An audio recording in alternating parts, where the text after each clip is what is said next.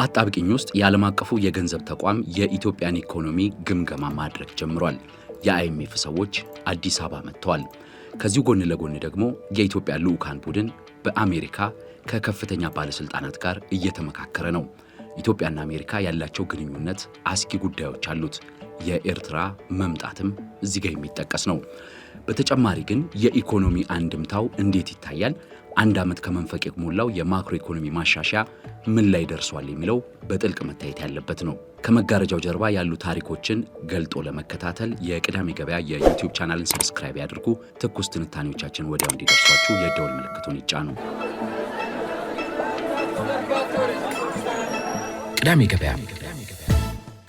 የዓለም አቀፉ የገንዘብ ተቋም አይኤምኤፍ ልዑካን ቡድን እንደ ወትሮው የላከው ተደራዳሪውንና የኢትዮጵያ ጉዳይ ገምጋሚውን አልቫሮ ፒሪስ የሚመሩትን ልዑክ ብቻ አይደለም።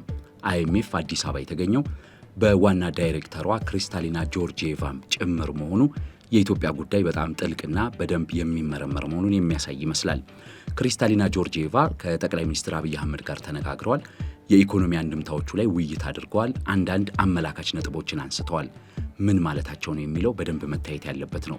ክሪስታሊና ጆርጂየቫ ካነሷቸው ነጥቦች መካከል በፈታኝ ወቅት ውስጥ የኢትዮጵያ ኢኮኖሚ መልካም እንቅስቃሴዎችን እያሳየ ነው የሚለው ይጠቀሳል።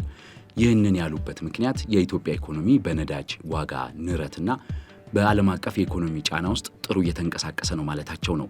ነገር ግን እውነታው ያ ነው ወይ ብሎ በደንብ መፈተሽ ያስፈልጋል። ምክንያቱ ደግሞ አሁን በተከታታይ ያየን ያለነው የነዳጅ ዋጋ በኢትዮጵያ ውስጥም የነዳጅ ዋጋ የችርቻሮ ጭማሪና የዋጋ ግሽበት ተመልሶ ወደ ሁለት አሃዝ መሄድ ነገሮች እንዴት ነው እየሄዱ ያለው የሚለውን መመርመር እንደሚያስፈልግ ያሳያል። የኢትዮጵያ የዋጋ ግሽበት 11.7 በመቶ ሆኗል። በተለይም ደግሞ የምግብ ዋጋ ግሽበት 13.5 በመቶ ሆኖ መታየቱ ይህ የዋጋ ግሽበት የሚያዝያ ስለሆነ የግንቦት ደግሞ እየጨመረ ይሄዳል የሚል ትንተና ስናስቀምጥበት የኢትዮጵያ የኢኮኖሚ ማሻሻያ የኢትዮጵያ ኢኮኖሚ ስትራክቸራል ሪፎርሞች ወዴት ይሄዳሉ፣ ፈተናዎቹ በጣም እየበዙ ለመሄዳቸው አመላካች ነው። በጸደዩ የአይኤምኤፍ ጉባኤ ላይ የገንዘብ ሚኒስትሩ አቶ አህመድ ሽዴ የመሩት ልዑክ በዋሽንግተን ተገኝቶ ሰፊ ምክክር ያደረገ ቢሆንም ያንን ተከትሎ አልቫሮ ፒሪስ የሚመሩት ተደራዳሪ ቡድንና የኢትዮጵያን ኢኮኖሚ የሚገመግመው የአይኤምኤፍ ቡድን አዲስ አበባ መጥቷል እና ይሄ ቡድን የሚገመግመው ሪፖርት የአንድ ዓመት ከመንፈቅ የኢትዮጵያ ኢኮኖሚ ቁመና ወዴት ሊያመራ ይችላል፣ የማክሮ ኢኮኖሚ ማሻሻያው ምን አንኳር ነጥቦች አሉት የሚሉትን ማንሳት ተገቢ ይሆናል። እንግዲህ የአይኤምኤፍን ሪፖርት ስንመለከተው ኢትዮጵያ ጥሩ እድገት እያሳየች ነው፣ ኤክስፖርቷ እያደገ ነው፣ ገቢ ማሳደግ ላይ ጥሩ እየተንቀሳቀሰች ነው፣ የውጭ ምንዛሪ ክምችቷ የተሻሻለ ይመስላል፣ ግሽበት ቀንሷል እና ማሻሻያዎቹ መልካም መንገድ ላይ ናቸው ብሎ ጃንዋሪ ላይ ግምገማውን ሲያደርግ ሪፖርቱን አውጥቶ ነበረ።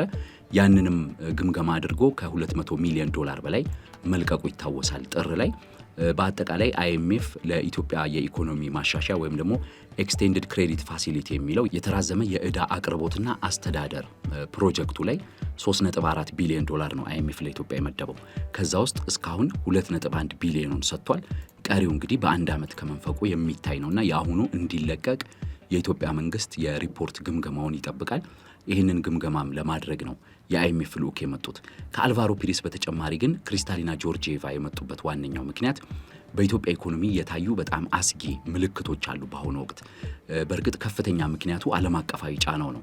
ከዛው ጎን ለጎን ግን በኢትዮጵያ የገቢ አሰባሰቡ የገንዘብ ሚኒስቴርና የጉምሩክ መረጃዎችና የገቢዎች ሚኒስቴር መረጃዎች እንደሚያሳዩት አፈጻጸሙ በተወሰነ መልኩ ሸርተት ያለ ስለሚመስል የገቢ አፈጻጸም መሻሻል አለበት የሚል አቋም አይኤምኤፍ እንዳለው ይታወቃል። ምክንያቱም የዕዳ ማራዘም ሲደረግ የኢትዮጵያ ዕዳ እየጨመረ ነው የመጣው። ለምሳሌ የኢትዮጵያ የውጭ ዕዳ የኢኮኖሚ ማሻሻያ በተጀመረበት ዓመት ላይ 29.6 ቢሊዮን ዶላር ነበር። አሁን ላይ የሚገኘው 34.4 ቢሊዮን ዶላር ላይ ነው። የውጭ ዕዳው ነው። በአጠቃላይ የሀገር ውስጥንም ዕዳ ጨምረን አጠቃላይ የኢትዮጵያ መንግስትን ዕዳ ስንመለከት የማክሮ ኢኮኖሚ ማሻሻያው ሲጀመር 65.9 ቢሊዮን ዶላር የነበረው አሁን 52.03 ቢሊዮን ዶላር ነው። በእርግጥ የሀገር ውስጥ ዕዳ መንግስት በከፍተኛ ደረጃ እንደቀነሰ ይታወቃል። የገንዘብ እጥረት ቆሟል።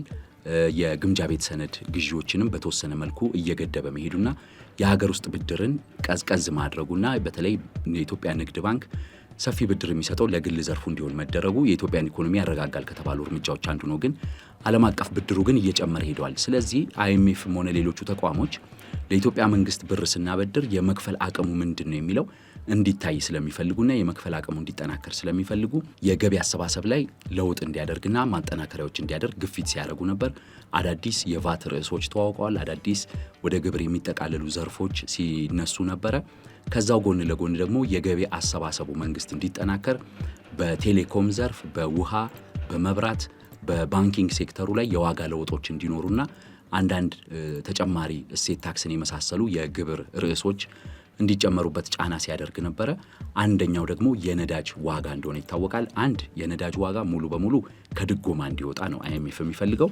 ሁለተኛ ደግሞ ከድጎማ ባለፈ ነዳጅ ቫት እንዲጣልበት በችርቻሮ ላይ አይኤምኤፍ ይፈልጋል። ይህንንም ለማድረግ ተከታታይ ግፊት ሲያደርግ ቆይቶ አሁን በሆርሙዝ የተከሰተው ቀውስ መንግስት ዳግም ወደ ድጎማው ጠቅልሎ እንዲገባ ያደረገው ቢሆንም በኢትዮጵያ አሁንም የነዳጅ ዋጋ ጭማሪ እየታየ መሄዱ የኢኮኖሚ ለውጡን የኢኮኖሚ ማሻሻያውን ወደ ኋላ ይጎትተዋል። የዋጋ ግሽበቱ ከ9.7 በመቶ ወደ 11.7 በመቶ ገደማ ሲገባ እንደገና ይህ ሁኔታ የዋጋ ግሽበቱ ኢኮኖሚውን ችግር ውስጥ ይጥለዋል። የኢትዮጵያ የውጭ መጠባበቂያ ክምችት ወደ 2.8 ወራት ተቃርቦ የነበረው ዳግም የውጭ ምንዛሪዋን ያሟጧሉ የሚለው አብሮ መገምገም አለበትና የአይኤምኤፍ ቡድን ብዙ ነገሮችን ከግምት አስገብቶ የሚገመግም ይመስላል። የኢትዮጵያ ኢኮኖሚ በዓለም አቀፍ ጉዳዮች የተነሳ ትልቅ ጫና ውስጥ መግባቱን መመልከት ይቻላል። እንግዲህ የአይኤምኤፍ ግምገማ በቀጣይ ሳምንታት የሚሄድ ስለሆነ ተከታታይ መረጃዎችን እንነግራቸዋለን። ከአይኤምኤፍ ዋና ዳይሬክተር ክሪስታሊና ጆርጂየቫ እና አልቫሮ ፒሬስ ከሚመሩት የአይኤምኤፍ የኢትዮጵያ ልዑክ ወይም ተደራዳሪ ቡድን ጎን ለጎን መመልከት ያለብን የኢትዮጵያ ወሳኝ ጉዳይ የኢትዮጵያ የውጭ ጉዳይ ሚኒስትር የመሩት ልዑክ በአሜሪካ እያደረገ ያለውን ቆይታ ነው። በአሜሪካ የውጭ ጉዳይ ሚኒስቴር ተገኝተው ጌዲዮን ጢሞቴዎስ እና የሌሎች የመንግስት ባለስልጣን ባልደረቦቻቸው ከውጭ ጉዳይ ሚኒስትሩ ማርኮ ሩቢዮ ጋር እንዲሁም ደግሞ ከአሲስታንት ሴክሬታሪዎች ጋር ወይም ከሚኒስትር ዴኤታዎች ጋር ተከታታይ ውይይቶችን እያደረጉ ነው። ይሄ ግንኙነት በከፍተኛ ደረጃ የኢትዮጵያን የኢኮኖሚ ሁኔታ የሚወስን ይሆናል በሁለት ምክንያት። አንደኛ የአይኤምኤፍ ዋነኛ አንቀሳቃሽ ዋና መቀመጫው ስለሆነ አይደለም። በጫናው የተነሳ የአይኤምኤፍ ዋነኛ አንቀሳቃሽና አይኤምኤፍና ዓለም ባንክ የሚመክሯቸው ማንኛውም የኢኮኖሚ ጉዳዮች የሚዘወሩት በአሜሪካ እንደሆነ ይታወቃል። በሁለተኛ ደረጃ ደግሞ አሜሪካ የኢትዮጵያ የኢኮኖሚ ሁነኛ አጋርና የበርካታ ጊዜ የዲፕሎማሲ አጋር ናት። ከአንድ ክፍለ ዘመን በላይ ነው በነገራችን ላይ ኢትዮጵያና አሜሪካ የዲፕሎማሲ ግንኙነታቸው። ከዛ በተጨማሪ ደግሞ የጸጥታና የአካባቢያዊ ትብብር ዋና አጋር ናት አሜሪካ። ስለዚህ ኢትዮጵያ ከአሜሪካ ጋር የምታደርገው ግንኙነት ከአይኤምኤፍ ጋር የሚኖረውንም የኢኮኖሚ አስተዳደራዊ፣ መዋቅራዊ የተለያዩ ዋና ዋና የኢኮኖሚ ጉዳዮችን የሚዳስስ መሆኑ ምንም ጥርጥር የለውም። ስለዚህ ጌዲዮን ጢሞቴዎስ ያደረጉት ጉብኝትና የተፈራረሙት ስምምነት ደግሞ መኖሩ በጣም ነገሮቹ ትኩረት እንድንሰጣቸው የሚያስገድዱ ናቸው። የኢትዮጵያና የአሜሪካ የውጭ ጉዳይ ሚኒስቴር መስሪያ ቤቶች የተፈራረሙት ስምምነት በኢትዮጵያና በአሜሪካ የግንኙነት ማዕቀፍ ስር የተደረጉ ስምምነቶች ናቸው የሚል አጠቃላይ ገጽታ ተሰጥቷቸዋልና የሁለቱ ሀገራት ማዕቀፍ ስምምነቶች ምን እንደሆኑ በደንብ ላብራራላችሁ። የኢትዮጵያና የአሜሪካ ዋነኛ የትብብር ማዕቀፎች የሚባሉት አንደኛው ኢኮኖሚያዊ ነው። በኢኮኖሚ ረገድ ኢትዮጵያ ሰፋፊ የንግድ ዕድሎች በአሜሪካ ነበራት። በጥቂት ጊዜ ተነስተው የነበሩት እንደነ አጎዋ ያሉት ማለት ነው የንግድ ዕድሎች በኢትዮጵያ ትጠቀማለች። ከዛም በተጨማሪ የአሜሪካ ኢንቨስተሮች ወደ ኢትዮጵያ እንዲመጡ ከፍተኛ እንቅስቃሴዎች ይደረጋሉ። ያው እንደምናውቀው ኢትዮጵያ በዋናነት በኢትዮጵያ አየር መንገድ የተነሳ የቦይንግ ደንበኛ በመሆኗ የአሜሪካ ዋነኛ የኢኮኖሚ አጋር መሆኗ ይታወቃል። ከዛ በሁለተኝነት የሚታየው ደግሞ ወታደራዊና የአካባቢ ሰላም ጉዳይ ነው።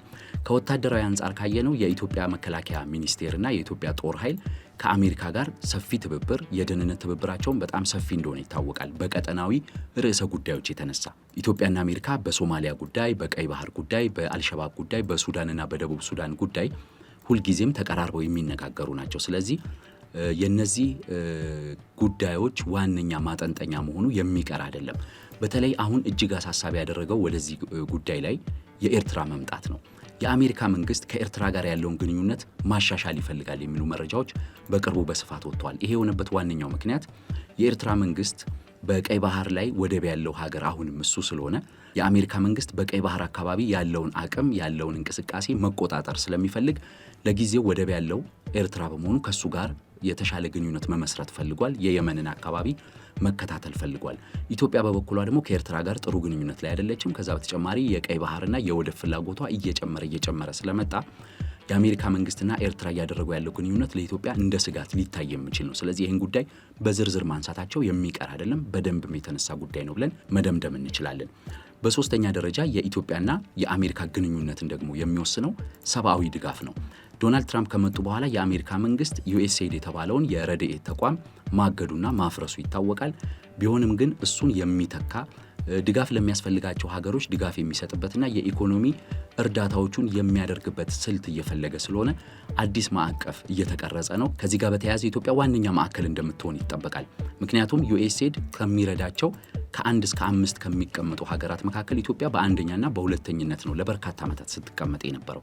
ስለዚህ ከዩኤስኤድ እርዳታ ከሚፈልጉት ጆርዳን፣ ኢትዮጵያ፣ አፍጋኒስታን ከመሳሰሉ ዋና ዋና ሀገሮች መካከል አሁንም ኢትዮጵያ ቀዳሚ ሆና መገኘቷ ስለማይቀር ዩኤስኤድ ቢፈርስም አዲስ የኢትዮጵያ የእርዳታ መስመር መዘርጋቱ አይቀርም። በሱም ጉዳይ ውይይት እንደሚኖር ጥርጥር የለውም። እሱም በስፋት የተነሳ ጉዳይ ነው። ከዛ በተጨማሪ ግን የኢትዮጵያ ህዳሴ ግድብ ጉዳይ አንደኛው መነጋገሪያ ነው። ከግብጽ ጋር በተያያዘ ዋናው ጉዳይ እሱ ስለሆነ እና የታላቁ የኢትዮጵያ ህዳሴ ግድብ ጉዳይ ኢትዮጵያና ግብጽን የሚያፋጥጥ ብቻ ሳይሆን ዶናልድ ትራምፕ በተደጋጋሚ ከግብጽ ወገን ሆነው የሚሰጡት አስተያየት መሰል ነገሮች ስላሉት የአሜሪካ መንግስት አቋም ምን እንደሆነ የኢትዮጵያ መንግስት በዚያው አጋጣሚ ዝርዝር ማብራሪያ የሚጠይቅበትና የትብብር ማዕቀፉን የሚቃኝበት እንደሆነ ጥርጥር የለውም። የቀጣዮቹ ጊዜዎች በጣም ወሳኝ መሆናቸውን ይሄ ነገር ያሳየናል። የሆርሙዝ ጉዳዩን መፍትሄ እያገኘ አይደለም። የዓለም የነዳጅ ዋጋ በጣም አሳሳቢ የሆነ ነው። ይሄ ደግሞ የኢትዮጵያ ኢኮኖሚ ላይ ከፍተኛ ጫና ያሳርፋል በሁለት መልኩ። አንድ ነዳጅ በከፍተኛ ደረጃ ዋጋው እየጨመረ ነው። ሁለተኛ ደግሞ በእርሻ ላይ ጥገኛ የሆነችው ኢትዮጵያ የማዳበሪያ አቅርቦቷ ከፍተኛ ጫና ላይ እየወደቀ ነው። ይሄ በኢትዮጵያ ውስጥ የማንጠብቀው የዋጋ ግሽበት ማስከሰቱ የሚቀር አይደለም። ስለዚህ ኢትዮጵያ የኢኮኖሚ ማሻሻያ እያለች አንዳንድ ሙከራዎች እያደረገች በዛው ጎን ለጎን ደግሞ እንደዚህ አይነት የኢኮኖሚ ጫናዎች እየገጠሟት ካሉ አንድ ከአይኤምኤፍ ጋር ሰፊ ውይይትና ሰፊ መግባባት መደረስ አለበት። አይኤምኤፍ ከተግባባ ሌሎችም የሁለትዮሽ አበዳሪዎችም የፓሪስ ክለብ አባላት አበዳሪዎችም እንደዚሁም ደግሞ የግል ቦንድ አበዳሪዎቻችንም የመስማማት እድላቸው ከፍተኛ ነው፣ አይኤምኤፍ በተስማማበት ማዕቀፍ መሄዳቸው ስለማይቀር።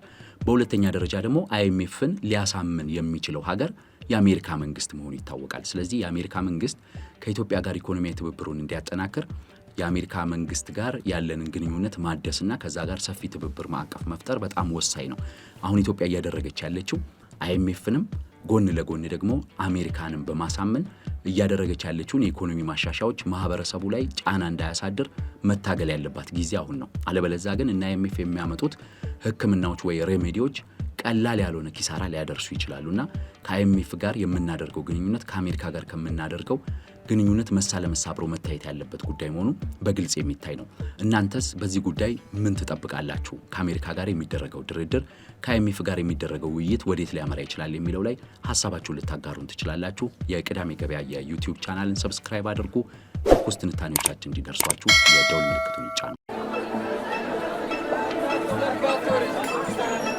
ቅዳሜ ገበያ